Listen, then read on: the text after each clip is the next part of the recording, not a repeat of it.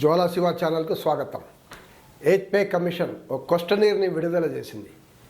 My GOV in ఆ పోర్టల్లో పెట్టింది. అదే రకంగా అందరినీ దాన్ని చదివి అక్కడే రిప్లైస్ క్వశ్చనీర్కి ప్రతి క్వశ్చన్కి 200 వర్డ్స్ మించకుండా రిప్లై ఇవ్వమని చెప్తుంది, మీ కమెంట్ ఇవ్వమని చెప్తుంది. కానీ ఇక్కడ రిజిస్టర్ అవుదామంటే రిజిస్టర్ అవ్వటం కుదరట్లేదు. మొబైల్లో ఓటీపీలు వస్తున్నాయి, మెయిల్లో ఓటీపీ వస్తున్నాయి, కానీ రిజిస్టర్ మాత్రం అవ్వట్లేదు. ఇలా చాలామంది కావట్లేదు. సో మనం ఎలా రిజిస్టర్ కాకుండా ఎలా అంటే లిమిటెడ్ మెంబర్స్ని యూజర్స్ని మాత్రం వాళ్ళు అలౌ చేసినట్టు ఏదో కనపడుతుంది. ఈ లక్షల మంది పార్టిసిపేట్ చేయడానికి అవకాశం లేకుండా పోయింది ఇప్పుడు ఈ రకంగా. మరి లాస్ట్ డేట్ 16th March 2026. సరే మనకు రాలేదు, కానీ వేరే వాళ్ళు సోషల్ మీడియాలో వేరే వాళ్ళు ఎవరైతే డౌన్లోడ్ చేయగలిగారో ఎవరో పెన్షనర్ సంఘాల నాయకులు, సో వాళ్ళు పంపిస్తే దాన్ని బట్టి మనం మాట్లాడదాం, ఈ సబ్జెక్ట్ని డిస్కస్ చేద్దాం. సో మనం సబ్జెక్ట్ పైన పోదాం. నెంబర్ 1 వాళ్ళు చెప్పింది ఏమంటే కన్జంప్షన్స్, సేవింగ్స్ ఇవన్నీ పెరుగుతాయి. ఎయిత్ పే కమిషన్ జీతాలు పెరిగితే ఇవన్నీ పెరుగుతాయి. ఎస్, దీనివల్ల డిమాండ్ కూడా పెరుగుతుంది, మార్కెట్లో కొనుగోలు శక్తి పెరుగుతుంది, అదే రకంగా డిమాండ్ పెరిగితే ఎకానమీ కూడా పెరుగుతుంది, రైట్. కానీ ఇలా చెప్తూనే దీంట్లో చాలా నెగిటివ్ ఇంపాక్ట్ కూడా ఉంటాయి అని కూడా చెప్తుంది ఈ క్వశ్చనీర్. ఏంటి? ఇన్ఫ్లేషన్ పెరుగుతుంది, ద్రవ్యోల్బణం ధరలు పెరుగుతాయి, ఫిస్కల్ డెఫిసిట్ అదుపు లేకుండా పోతుంది. ఈరోజు ప్రభుత్వం మీకు తెలుసు, మొన్న కూడా బడ్జెట్లో 4.3% ఫిస్కల్ డెఫిసిట్ అంటే లోటు, ద్రవ్య లోటు 4.3% అని వాళ్ళు డిసైడ్ చేసుకున్నారు. అంటే దీనికన్నా మించి వాళ్ళు ఖర్చు చేయరాదు అని పెట్టుకున్నారు. సో ఇప్పుడు మీరు ఇవన్నీ పెడితే ఈ ఫిస్కల్ డెఫిసిట్ ఎగిరిపోతాయి కదా, టార్గెట్ వెళ్ళిపోతుంది కదా. అంటే సంక్షేమ ఖర్చుల పైన ఖర్చులు తగ్గించాలి, మీకు ఇవ్వాలంటే సెంట్రల్ గవర్నమెంట్ ఎంప్లాయీస్కి సంక్షేమ పైన ఖర్చులు తగ్గించాలి కదా అనేది పెడుతుంది. అంటే ఎంప్లాయీస్ వర్సెస్ పీపుల్ పైన ఈ రకంగా తగాదా పెట్టినట్టు కనపడుతుంది ఇది. అంటే మనం ఎంప్లాయీస్ పేదలకు ఇచ్చే డబ్బులు మనకి ఇవ్వమంటున్నామా? ఎంప్లాయీస్ అవన్నీ ఏమో అడగట్లేదు కదా. మరి ప్రతి ఏటా మీరు 1,50,000 కోట్ల రూపాయలు ట్యాక్స్ కన్సెషన్స్ ఇస్తున్నారు కార్పొరేట్లకి, అప్పుడు ఫిస్కల్ డెఫిసిట్ గుర్తు రాలేదా? కార్పొరేట్ ట్యాక్స్ 33% నుంచి 20% తగ్గించినప్పుడు అప్పుడు మీకు ఫిస్కల్ డెఫిసిట్ గుర్తు రాలేదా? బ్యాంక్రప్సీ, దివాలా తీసిన కంపెనీలకి మొత్తం వదిలేసి కేవలం జస్ట్ ఒక పెనాల్టీ వేసి 20% మాత్రమే వసూలు చేసి మిగతా 80% మాఫ్ చేసేస్తున్నారే, అప్పుడు మనం గుర్తు రావట్లేదా? బ్యాంక్ లోన్ 17 లక్షల కోట్ల రూపాయలు 17 lakh crores మాఫ్ చేశారు కదా, మరి వాళ్ళపైన పెనాల్టీ ఎంత? 140 crores మాత్రమే పెనాల్టీ. 17 లక్షల కోట్ల రూపాయలు ఇక్కడ, 140 కోట్లు ఇక్కడ, అంటే 0.00085% పెనాల్టీ వేసి వదిలేశారు కదా వాళ్ళని. మా డబ్బులన్నీ, మా ప్రజా డబ్బులన్నీ కొట్టేశారు కదా. మరి వాళ్ళ సంగతి ఏంటి? హెయిర్ కట్ అని పేరు చెప్పి 1 time సెటిల్మెంట్ అని కార్పొరేట్లకి మీరు అప్లై చేస్తున్నారు, అప్పుడు మీకు ఫిస్కల్ డెఫిసిట్ రావట్లేదా? అంటే ఎంప్లాయీస్ ఎవరైతే దేశానికి సేవ చేసి 30-40 సంవత్సరాలు పనిచేసి ఆ రకంగా చేస్తారో వాళ్ళకి ఏదైనా రివిజన్ అడిగితే 10 సంవత్సరాలకు ఒకసారి రివిజన్ అడిగితే అప్పుడు ఇవన్నీ కథలకు గుర్తొస్తుంది. డెఫిసిట్, సంక్షేమం ఇవన్నీ.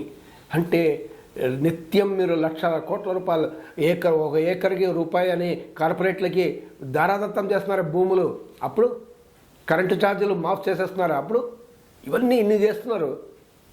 మరి ఇంకో పాయింట్ కూడా ఉంది. మీరు ఇప్పుడు అంటున్నారు కదా, దేశం మనం 4th largest ఎకనామీ, డబ్బాలు కొట్టుకుంటున్నాం కదా. మరి ఏంటి, ఇంకా కొద్ది సంవత్సరాలు 3rd largest ఎకనామీ అవబోతున్నాం, జర్మనీని ఓవర్టేక్ చేసి అంటున్నారు కదా.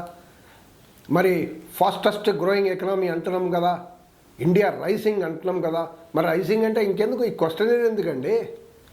వీఆర్ జబర్దస్త్ కంట్రీ కదా మనం, ఇంకెందుకు? మంచి రికమెండేషన్ ఇవ్వండి, మంచి జీతాలు ఇవ్వండి ఎంప్లాయీస్కి, పెన్షనర్స్కి మంచి పెన్షన్ ఇవ్వండి, ఇవన్నీ ఎందుకు అంటే ఇప్పుడు మీరు అర్థం చేసుకోవాలి. తర్వాత నెంబర్ 4 క్వశ్చన్లో అది ఒక మాట్లాడింది జాబ్ సెక్యూరిటీ గురించి. ఎంప్లాయీస్కి ఏమో ఇంక్రిమెంట్ వస్తుంది, ప్రమోషన్ వస్తుంది, మెడికల్ అలవెన్స్ ఇస్తుంది, మీకు డిఏ ఇస్తున్నాం, రిటైరల్ బెనిఫిట్స్ ఇస్తున్నాం, అన్నీ ఇస్తున్నాం. ప్రైవేట్ సెక్టార్తో పోల్చి ఎలా మార్చాలి అంటున్నారు వాళ్ళు. ప్రైవేట్ సెక్టార్లో ఇవన్నీ లేవు, మీకు ఇవన్నీ వస్తున్నాయి. సో ప్రైవేట్ సెక్టార్లతో పోల్చుకొని విసావిస్ మనం ఈ రికమెండేషన్స్ ఎలా ఇవ్వాలి అంటే, తగ్గిస్తారా సెంట్రల్ గవర్నమెంట్ ఎంప్లాయీస్ బెనిఫిట్స్ని తగ్గిస్తారా అనే అనుమానాలు దీంట్లో కనపడుతుంది. అంటే ఇంకోటి అంటున్నారు, గవర్నమెంట్ జాబ్ ఉంది, ఇది గవర్నమెంట్ సెక్టర్, గవర్నమెంట్ జాబ్. అసంఘటిత రంగం 94% ఇన్ఫార్మల్ సెక్టార్ ఉంది, గిగ్ సెక్టార్ ఉంది. అమెజాన్, జెప్టో, జొమాటో, స్విగ్గీ వీళ్ళంతా ఉన్నారు. గిగ్ సెక్టార్ ఉంది. సో ఈ గిగ్ రంగం ఇక్కడేమో జీతాలు పెరిగితే దీని ఎఫెక్ట్ ఆ సెక్టార్ పైన ఎలా ఉంటుంది, ఇంపాక్ట్ అనేది కూడా ఈ క్వశ్చన్లు అడుగుతుంది. అంటే మీరు ఇంపాక్ట్ వస్తే రానియండి, సెంట్రల్ గవర్నమెంట్ ఎంప్లాయీస్ వాళ్ళకి జీతాలు పెంచమంటున్నారు కానీ మిగతా వాళ్ళకి జీతాలు తగ్గించమని అనట్లేదు కదా. కాంట్రాక్ట్ వర్కర్స్ కూడా పెంచండి, 8,000 ఎందుకు, 10,000 ఎందుకు, వాళ్ళు కూడా 20,000-30,000 ఇవ్వండి జీతాలు, అంతే కదా. వాళ్ళు వర్కర్స్ కదా, ఆల్ వర్కర్స్ ఆర్ ఈక్వల్ కదా, వాళ్ళకి ఇవ్వండి. గిగ్ సెక్టార్ కష్టపడి పనిచేస్తున్నారు, వాళ్ళకి ఇవ్వండి బెనిఫిట్స్. అంతేగాని మీరు గవర్నమెంట్ సెక్టార్ లెవెల్లో వాళ్ళని రేజ్ చేసే బదులు వాళ్ళ లెవెల్లో సెంట్రల్ గవర్నమెంట్ని ఎంప్లాయీస్ని తీసుకొద్దామని ఉద్దేశమా? ఈ క్వశ్చన్ చూస్తే అట్లా కనపడుతుంది మనకు. అదే ఇంకోటి అన్నారు, ఇంక్రిమెంట్, డిఏలు, ప్రమోషన్లు ఆల్రెడీ వస్తుంది కదా మీకు, మరి ఫిట్మెంట్ ఫ్యాక్టర్ ఎలా ఇవ్వాలి మీరు? మీకు ఆల్రెడీ ఇవన్నీ వస్తున్నాయి, ఎవరి ఇయర్ ఇంక్రిమెంట్ వస్తున్నాయి, ఎవరి ఇయర్ డిఏ వస్తున్నాయి 2 సంవత్సరాలకి, రెండు సంవత్సరాల్లో 2 సార్లు, ప్రమోషన్లు అప్పుడప్పుడు వస్తూనే ఉన్నాయి. మరి ఏంటి ఫిట్మెంట్ ఫ్యాక్టర్లు ఎలా ఉండాలి? అంటే ఆల్రెడీ మీకు వచ్చేస్తున్నాయి కదా బెనిఫిట్లు, రివిజన్లు, మళ్ళీ ఎందుకు అని అడిగే బదులు ఎలా ఉండాలి అని ఆ రకంగా ఒక దొంగతీరు క్వశ్చన్ అనేది కనపడుతుంది. ఇంక్రిమెంట్స్ గురించి కూడా మాట్లాడారు. క్వశ్చన్ నెంబర్ 9 ప్రతి సంవత్సరం ఇస్తున్నాం, లేదు ఇట్లా కాదు, different scale, different time periods ఇస్తే ఎలా ఉంటుందని క్వశ్చన్ మీరు ఇస్తున్నారు. అంటే ఒక స్కేల్లో ఇయర్లీ కాకుండా 3 ఇయర్స్కి ఒకసారి, ఒక స్కేల్లో 2 ఇయర్స్కి ఒకసారి, ఒక స్కేల్లో 1 ఇయర్కి ఒకసారి అలా ఇస్తే ఎట్లా ఉంటుంది అనేది ఈ క్వశ్చన్ ఇస్తున్నారు. అంటే ఇంక్రిమెంట్ ఇక ఎవ్రీ ఇయర్ రాదా అనే ఒక డౌట్, అనుమానం అనేది ఈ క్వశ్చన్ ద్వారా కనపడుతుంది. అలవన్సెస్ హెచ్ఆర్ఏ వస్తుంది, టీఏ వస్తుంది, ఎన్డీఏ వస్తుంది, ఎన్హెచ్ఏ వస్తుంది, conveyance allowance, risk allowance, uniform allowance, ఇన్ని అలవన్స్లు ఉన్నాయి కదా. అబ్బో చాలా అలవన్స్లు ఉన్నాయి. మీకు టర్మ్స్ ఆఫ్ రెఫరెన్స్లో రాశారు అలవన్స్లు ఎక్కువ ఉన్నాయి, వీటిని మేము సమీక్షిస్తాం అనేది, సమీక్షించాలి అని టర్మ్స్ ఆఫ్ రెఫరెన్స్లో రాసింది. మరి ఇన్ని అలవన్స్లు ఉన్నాయి, దీన్ని ఎలా చేద్దాం, కెఫెటేరియా అప్రోచ్ చేద్దామా అనేది ప్రపోజల్ అని పెట్టింది. కెఫెటేరియా అప్రోచ్ అంటే అది కొన్ని సెంట్రల్ పబ్లిక్ సెక్టర్ సర్వీస్ ఎగ్జిక్యూటివ్స్కి ఉందంట. కెఫెటేరియా అంటే మీ బేసిక్ పేలో లిమిట్ పెట్టేస్తారు. బేసిక్ పే 50,000 అనుకోండి, దాంట్లో లిమిట్ 20%, 25% అంటే 10,000 లేదా 15,000 అంతే మీకు అలవన్స్లు ఉంటాయి. ఈ అలవన్స్ ఏ అలవన్స్ కావాలంటే చూసుకో, 15,000లో ఏ అలవన్స్ కావాలంటే తీసుకో. నువ్వు టీఏ తీసుకుంటావా, డిఏ తీసుకుంటావా, రిస్క్ అలవన్స్ తీసుకుంటావా, యూనిఫామ్ తీసుకుంటావా, ఏది సీలింగ్ అయితే ఉంటుంది, మ్యాక్సిమం సీలింగ్, దాని లోపలనే అలవన్సెస్ ఉండాలి. అంతేగాని మీ ఇన్ని అలవన్సెస్ ఉండడానికి వీల్లేదు అనేది ఆ రకంగా ఉద్దేశంతో ఈ క్వశ్చన్ అనేది కనబడుతుంది. చూడండి, పెన్షన్ గురించి కూడా ప్రస్తావన వచ్చింది. పెన్షనర్స్ ఒకప్పుడు 14 లక్షలు, 15 లక్షలు, ఈరోజు 70 లక్షలు అయిపోయారు. భారం, బడ్డన్ అని రాస్తున్నారు. బడ్డన్ అంట దేశం పైన భారం, దేశ బడ్జెట్ పైన భారం. కష్టపడి మీకు సేవలు అందించి దేశాన్ని ముందు తీసుకొస్తే ఈ స్థాయి వరకు ఇప్పుడు వాళ్ళు భారం అయిపోయారు ఎక్కువ రోజులు బతికితే.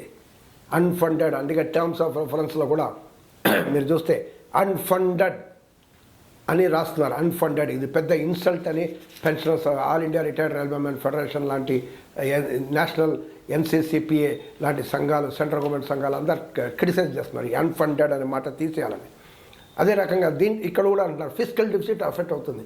ఇంతమంది పెన్షనర్లకి మేము పెన్షన్ పెంచేస్తే మరి ఫిజికల్ డెఫిసిట్, లోటు బడ్జెట్ మేము ఇదైపోతాం, మేము దాటేస్తాం. సో లోటు టార్గెట్ని మేము అధిగమించలేము. సో దీని గురించి చేయాలి అంటున్నారు. మరి అందుకే అవును వ్యాలిడేషన్ ఆఫ్ పెన్షన్ అని ఓ బిల్లు పాస్ చేశారు పార్లమెంట్లో. అంటే పాస్ట్ పెన్షనర్, ప్రెసెంట్ పెన్షనర్. 1/1/2006 తర్వాత ఎవరైతే రిటైర్ అవుతారో వీళ్ళు కొత్త పెన్షనర్, ప్రెసెంట్ పెన్షనర్.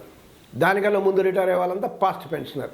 అలా ప్రతి పే కమిషన్కి ఇలా ప్రెసెంట్ అండ్ పాస్ట్ అలా తీసుకొచ్చేస్తే అప్పుడు పాస్ట్ వాళ్ళకి ఒక పెన్షను, కొత్త ప్రెసెంట్ వాళ్ళకి ఒక పెన్షన్. అంటే పాస్ట్ వాళ్ళకి ఏం లేకుండా ఫ్రీజ్ కూడా చేసే అవకాశాలు కూడా కనపడుతున్నాయి. మరి దీంట్లో పెన్షన్ మాట్లాడుతున్నారు కానీ ఎన్పిఎస్, యూపీఎస్ గురించి మాట్లాడలేవు.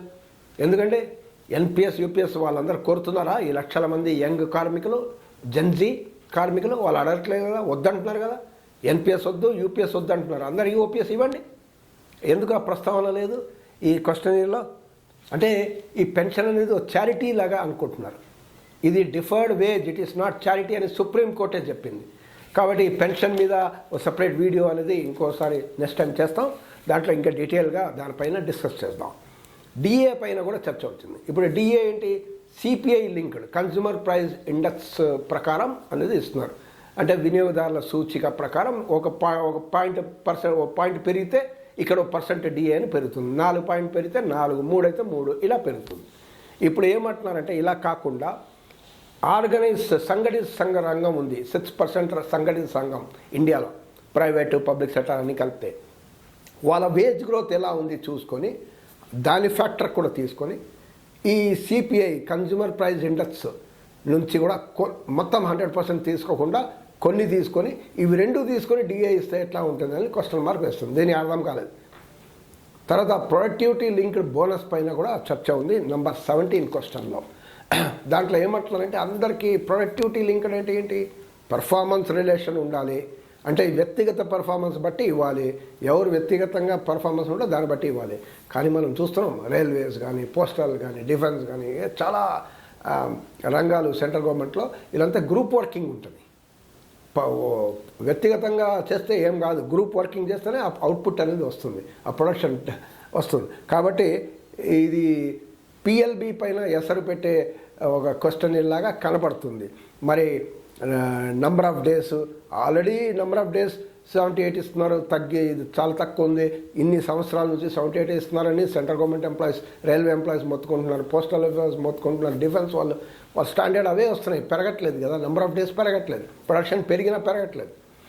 సో అది వాళ్ళ బాధ ఉంటే అసలు దీన్నే ఎగదొబ్దామనే పాయింట్ కూడా దీంట్లో కనబడుతుంది. మరి మీరు కార్పొరేట్లకి ప్రొడక్షన్ లింక్డ్ ఇన్సెంటివ్ అని ఇచ్చారు. ఈ 2-3 ఇయర్స్ మనం చూస్తున్నాం, 2 లక్షల కోట్ల రూపాయలు పిఎల్ఐ. ఏమంటే మీరు కొత్త ఉద్యోగాలు ఇవ్వండి, కొత్త ఫ్యాక్టరీ పెట్టండి, కొత్త ఇండస్ట్రీ పరిశ్రమలు పెట్టండి, కొత్త ఉద్యోగాలు ఇవ్వండి. ఏం ఫ్యాక్టరీలు వచ్చాయి, ఏం ఉద్యోగాలు వచ్చాయి భారతదేశంలో ఈ 2-3 సంవత్సరాల్లో? అసలు నిరుద్యోగం పెరుగుతూ పోయింది కాబట్టి ఎక్కడ తగ్గలేదు. స్వయాన నిర్మలా సీతారామన్ గారే పార్లమెంట్లో అంటున్నారు కదా, మేము మీకు ఇన్ని ఇన్సెంటివ్స్ ఇస్తున్నాం, మీరు ఏం ఉద్యోగాలు పెంచట్లేదు, ఇన్వెస్ట్ చేయట్లేదు, పెట్టుబడి పెట్టట్లేదు అనేది కార్పొరేట్స్ అంటుంది. పిఎల్ఐ ఇస్తున్నాం, పిఎల్ఐ ఇస్తే కూడా ఏం కావట్లేదని అంటుంది. అంటే మీరే అంటారు అవి, మరి వాళ్ళకి ఎందుకు ఇస్తున్నారండి? ఇక్కడ కార్మికులు కష్టపడి పనిచేస్తే బోనస్, ప్రొడక్టివ్ లింక్ బోనస్ ఇస్తే ఇక్కడ మీకు ఇన్ని క్వశ్చన్స్ అనేది రేజ్ చేస్తున్నారు. సో ఇంకోటి లాస్ట్ పాయింట్ నెంబర్ 18 క్వశ్చన్స్ వేశారు. 18 అనేది స్టాఫింగ్ రిక్రూట్మెంట్, చాలా ప్రమాదకరమైన సిఫార్సు ఈ క్వశ్చనీర్ అనేది కనపడుతుంది. కాంట్రాక్ట్ సిస్టంలో ఉద్యోగస్తుల్ని రిక్రూట్ చేస్తే ఎట్లా ఉంటుంది అనేది ఈ క్వశ్చన్లో ప్రపోజ్ చేశారు. అంటే ఎంట్రీ లెవెలే కాకుండా మిడిల్ లెవెల్, హయ్యర్ లెవెల్లో కూడా. మిడిల్ లెవెల్లో, హయ్యర్ లెవెల్ అంటే ప్రమోషన్లు తగ్గిపోతాయి. ఇప్పుడున్న ఎంప్లాయీస్కి ప్రమోషన్ తగ్గిపోతుంది. డైరెక్ట్గా వేరే మార్కెట్ నుంచి ఒక ఆయన కాంట్రాక్ట్ వర్కర్ వచ్చి కూర్చుంటాడు సెంట్రల్ లెవెల్లో. అండ్ 4200 జీపీలో ఒక ఆయన మార్కెట్ నుంచి వస్తాడు, 4800 జీపీలో ఇంకో ఆయన మార్కెట్ నుంచి వస్తాడు. 5 ఇయర్స్కే కాంట్రాక్టే కానీ ఉంటాడు. సో వీళ్ళకి ప్రమోషన్ రావు, ప్రమోషన్ తగ్గిపోతుంది. ప్లస్ వాడు కూడా ఉద్యోగం అంతే, 5 ఇయర్సే, జీతాలు పూర్తిగా ఉండవు. నీకు టీఏడిఏ ఈ బెనిఫిట్స్ ఏం రావు, central government benefits only stipend ఇచ్చి పంపిస్తారు. సో ఈ రకంగా మీరు ఆల్రెడీ రైల్వేలో మనం చూస్తున్నాం, కొన్ని రైల్వేలో రిక్రూట్మెంట్ ఆర్ఆర్బీ నోటిఫికేషన్స్ కూడా ఇచ్చాయి. Senior section engineer senior section engineer TRD for limited term appointment. అంటే వాళ్ళంతా కాంట్రాక్ట్, అంత పెద్ద ఉద్యోగస్తులు, ఇంపార్టెంట్ సేఫ్టీ వర్క్లు చేసేవాళ్ళు, వాళ్ళు కాంట్రాక్ట్లో ఇంజనీర్స్ని కాంట్రాక్ట్లో తీసుకుంటున్నారు.